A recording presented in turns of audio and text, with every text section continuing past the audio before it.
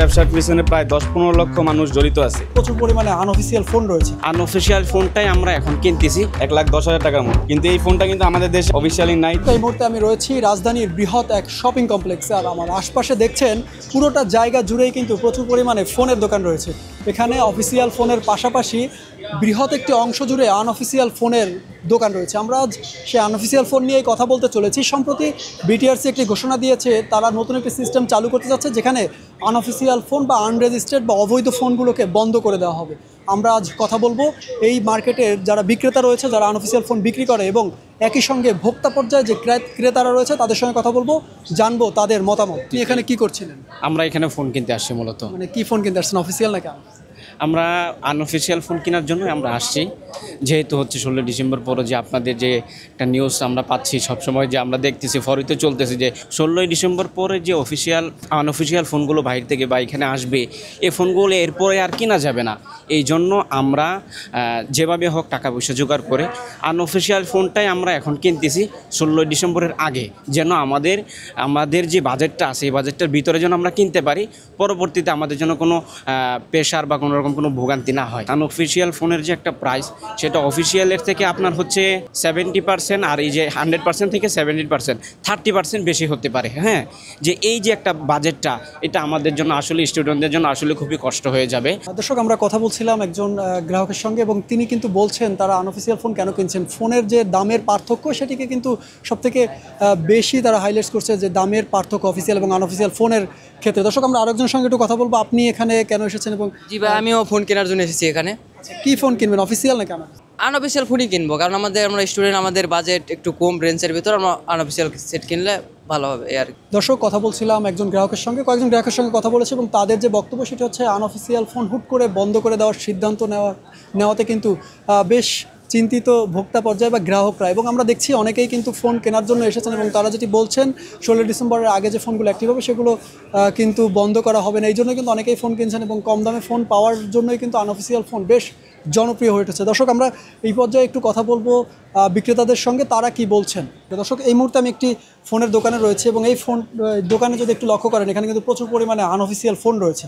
আমরা একটু বিক্রেতার সঙ্গে কথা বলবো এবং জানবো অফিসিয়াল এবং আনঅফিসিয়াল ফোনের মধ্যে পার্থক্য কেমন।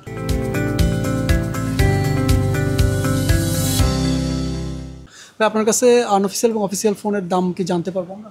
জি, আমাদের কাছে অফিসিয়াল আনঅফিসিয়াল দুই রকম ফোনই আছে। আচ্ছা, একটি আনঅফিসিয়াল ফোন এবং একটি অফিসিয়াল ফোনকে আমাদের দেখাতে পারবেন? আমরা একটু দামের পার্থক্যটা বুঝতে চাই।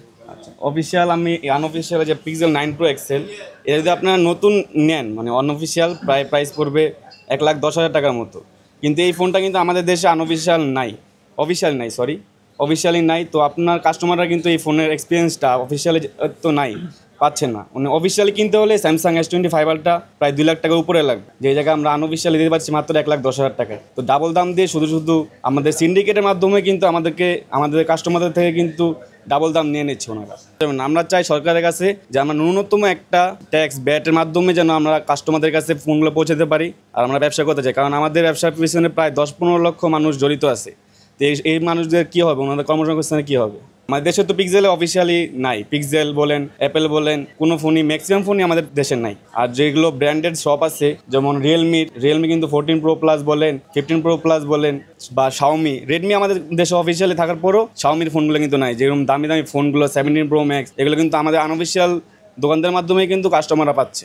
দর্শক, আমার হাতে একটি ফোন দেখছেন, এটি পিক্সেলের একটি আনঅফিসিয়াল ফোন। এটার মডেল হচ্ছে পিক্সেল 9 Pro XL, এবং এই ফোনটি আপনি যদি অফিসিয়ালি নিতে চান তাহলে কোনোভাবেই বাংলাদেশ থেকে আপনি পারচেস করতে পারবেন না, কারণ এর অফিসিয়াল কোনো স্টোর বাংলাদেশে নাই। তাহলে দর্শক, আমরা যেটি আপনাদেরকে বলতে পারি সেটি হচ্ছে, যদি আনঅফিসিয়াল ফোন, যেটিকে অবৈধ ফোন বলছে, সেই ফোন যদি বন্ধ করে দেওয়া হয়, তাহলে এই ধরনের আধুনিক যে প্রযুক্তিগুলো রয়েছে বা যে ফ্ল্যাগশিপ ফোনগুলো রয়েছে, যেগুলোর অফিসিয়াল কোনো স্টোর বাংলাদেশে নাই, সেই ফোনগুলো কিন্তু ব্যবহার করতে পারবে না। গ্রাহকরা কিন্তু এগুলো থেকে বঞ্চিত হবে। তো সেই জায়গা থেকে কিন্তু গ্রাহকরা বলছেন যে আনঅফিসিয়াল ফোনের যে সিদ্ধান্তটা নিয়েছে বিটিআরসি, সেই সিদ্ধান্তটা কিছুটা শিথিল করতে হবে, অথবা কোনো একটি অপশন করতে হবে বা অন্য কোনো ব্যবস্থা করতে হবে। এবং একই সঙ্গে আমি যে বিক্রেতার সঙ্গে কথা বলছিলাম তিনি যেটি জানাচ্ছিলেন একটি ফোনের দামের যে পার্থক্য প্রায় দ্বিগুণ দাম দিয়ে অফিসিয়াল ফোন কিনতে হয়, সেই ব্যাপারটিও কিন্তু গ্রাহকরা একইভাবে বলছিলেন। তাদের যে ফোন তারা অর্ধেক দামে পাবে সেই ফোন কেন ডবল দাম দিয়ে তারা নেবেন, এমনটি কিন্তু গ্রাহকরা বলছিলেন, বিক্রেতারাও বলছিলেন। দর্শক, আমরা এই মুহূর্তে যে মার্কেটটিতে রয়েছি এটি রাজধানীর একটি বৃহৎ মোবাইলের মার্কেট, এখানে প্রচুর পরিমাণে ফোন পাওয়া যায়। আর এটির একটি বৃহৎ অংশ জুড়ে কিন্তু এই আনঅফিসিয়াল ফোন বিক্রি হয় এবং এটার সঙ্গে কিন্তু অনেকেরই জীবিকা জড়িত। এবং সেটি নিয়েও কিন্তু তারা বলছেন যদি এই ফোনগুলো বন্ধ হয় তাহলে এই মানুষগুলির কী হবে।